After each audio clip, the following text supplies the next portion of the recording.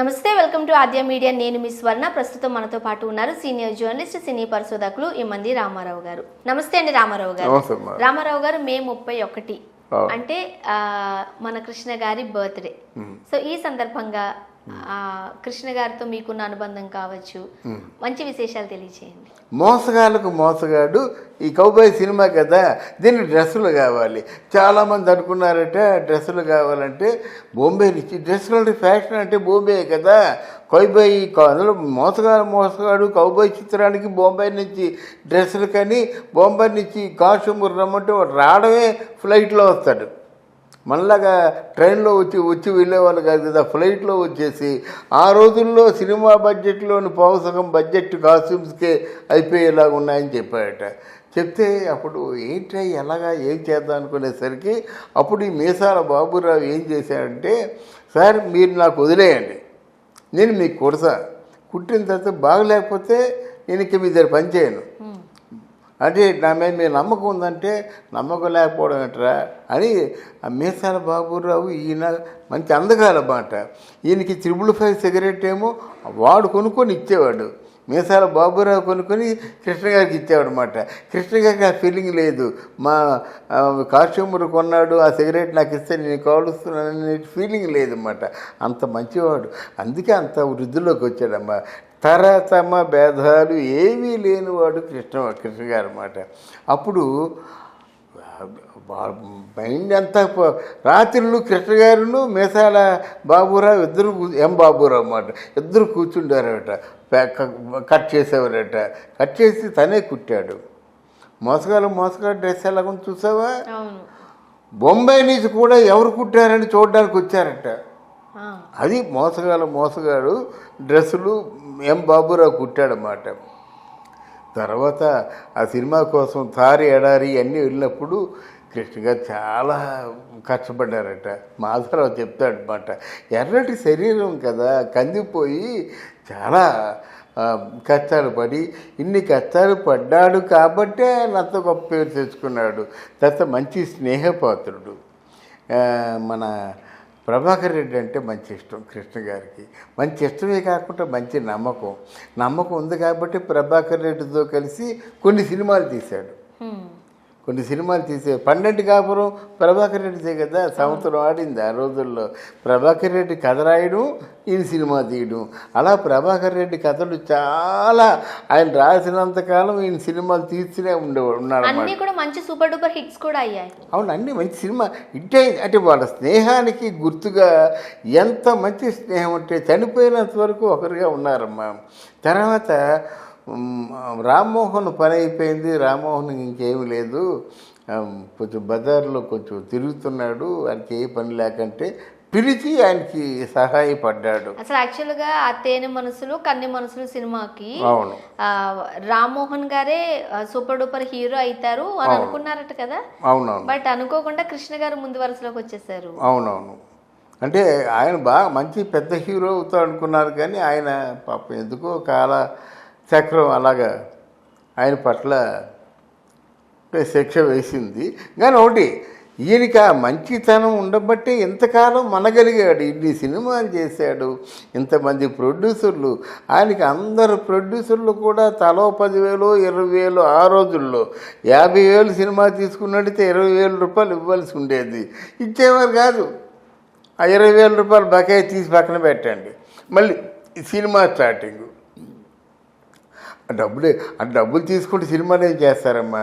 50,000 75,000 1,00,000 తప్ప అప్పుడు ఆ రోజుల్లో డబ్బుల మీద దానికి ధ్యాస లేదు.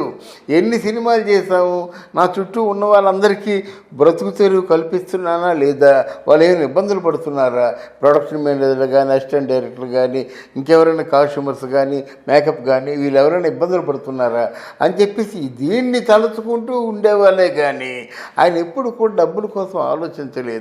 ఇటు బ్రదర్స్కి మంచి బాధ్యతలు అప్పచెప్పాడు. అయితే ఆయన తాలూకు బ్రదరు హనుమంతరావు చనిపోవడం కుటుంబం కూలిపోయినట్టు అయిపోయింది. హనుమంతరావు గారు చనిపోయిన తర్వాత నిర్మల గారు ఆ పాత్రని వహించారు. అసలు యాక్చువల్గా చెప్పంటే మనం కృష్ణ గారిని విజయ నిర్మల గారిని వేరువేరుగా చూడలేము. చూడలేము. కానీ విజయ నిర్మల గారు కూడా ఆయన హెల్త్ని ముఖ్యంగా ఆయన్ని అంత గాజు బొమ్మలాగా చూసుకుంది. చూసా, చేతిలో గాజు బొమ్మ పడిపోతే ఎక్కడ చిదిగిపోతుందో అని అంత భద్రంగా చూసుకుంటాం కదా, అలా గాజు బొమ్మలా చూసుకుంది. అలాగే ఎవరైనా వచ్చినప్పుడు కూడా కృష్ణ గారితో మాట్లాడేవారు కాదు, ఆవిడే మాట్లాడేది. మీకేం కావాలో చెప్పండి. హీరోయిన్లు వచ్చినా ఎవరు వచ్చినా ఆవిడే మాట్లాడేది మాట. గనక ఆవిడ ఒక 44 సినిమాలు చేసిందంటే అది కృష్ణ గారి చలవే కదా. ఎంతమంది లైఫ్ ఇచ్చాడు, తన భార్యకి కూడా లైఫ్ ఇచ్చాడు. ఎవరికి అన్యాయం చేశాడు? అందరికీ న్యాయం చేశాడు. అభిమానులకు కూడా న్యాయం చేశారు. ఎవరైనా నోరు తెరిచి అడిగినట్టయితే వాళ్ళకి దాన ధర్మాలు చేశాడు.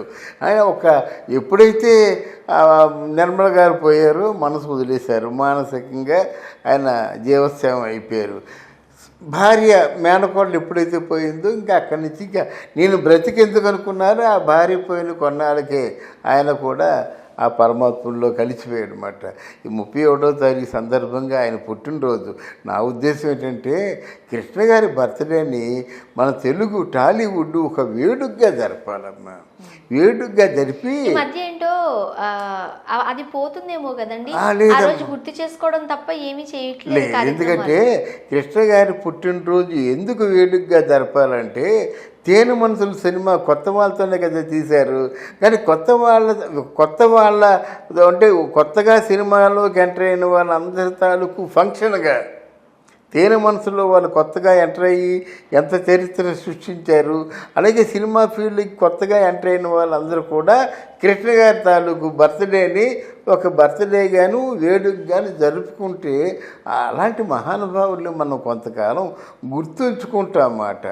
ఇప్పుడు ఎందుకంటే ఆయన వీళ్ళలాగా రాలేదు కదా, ఆయన సినిమాలో సెలెక్ట్ అయ్యి వచ్చాడు అంతే కదా, ఆ నటీనటులలో సెలెక్ట్ అయ్యి వచ్చాడు కనుక అలా కొత్త వాళ్ళు వచ్చినట్టయితే వాళ్ళందరూ కూడా ఒక వేడుకగా జరుపుకుంటే ఆ కృష్ణ గారి పేరు కొంత సార్థకం అవుతుందని నా ఆలోచన. కృష్ణ గారు అంటే శుతిమెత్తని మనసు, అంటే ఏదైనా ఒక మాట అనాలి అని అన్నా ఒకవేళ అలా నొచ్చుకుంటారేమో అని ఆచితూచి మాట్లాడేవారు.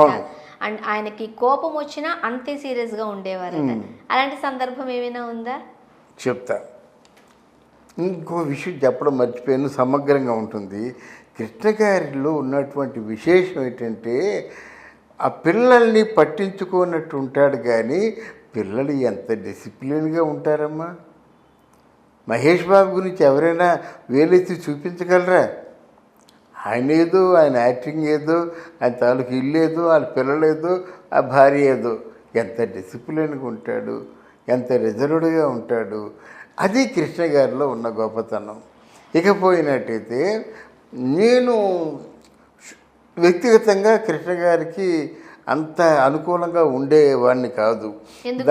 దానికి కారణం శోభన్ బాబుకి ఆయన దగ్గర కూర్చుండేవాడిని, ఆయనతోనే ఉండేవాడిని అన్నమాట. నేనేదో తప్పు చేసినట్టుగా ఫీల్ అవుతుండేవాడిని. తప్పు చేసినట్టుగా ఫీల్ అవుతుంటే ఆయన వచ్చినా సరే కొంచెం నేను తప్పించుకొనే తిరుగుతుండేవాడిని అన్నమాట.